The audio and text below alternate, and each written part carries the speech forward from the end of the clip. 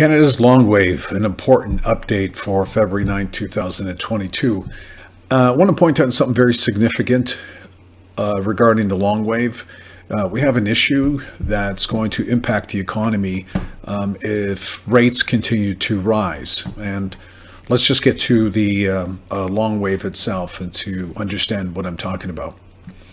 Okay, this is the long bond within the LongWave. And if a lot of people understand that the LongWave, we have this fourth quadrative cycle, bottomed in 1946 for Canada. And we haven't completed it, of course. I don't believe we're going to complete that for another 5 to 10 years, but it started in 1946. Let me zoom this in for you.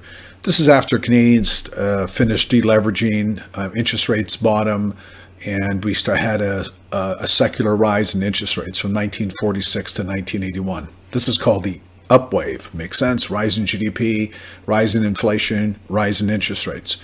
And then we saw the peak in 1981, and we've had a secular decline ever since then.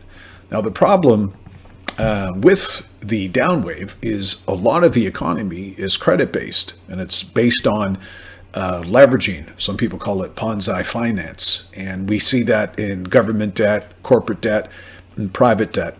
And most of that private debt is in mortgages. And this is why we have these extreme valuations in real estate, particularly in Southern Ontario and Southern BC.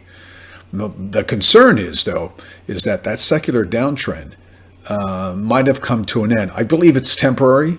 Only because of this lockdown has caused global shortages. I mean, it's not a new secular rise in inflation. This is one point to make very clear. I mean, when you have shortages, you're going to have rise in inflation. So what's the concern?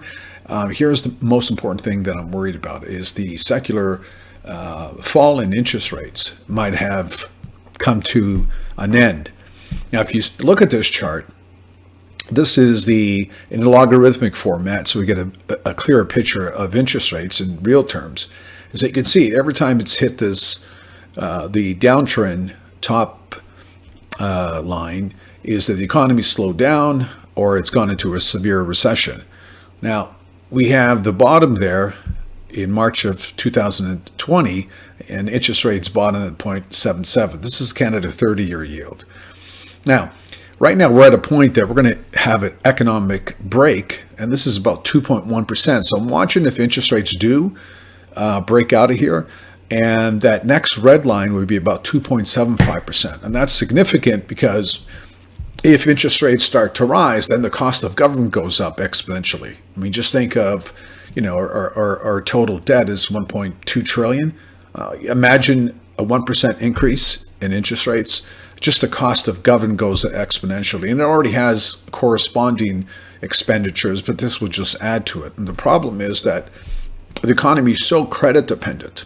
It's a secular price continuing to fall that any correction into that in a rise in interest rates is going to have a break on the economy. So I'm going to watch this, see the impact, and we're going to see this over the next 6 months. This is new, and it will break the trend that started in 1981. This is significant. Let's pay attention to it.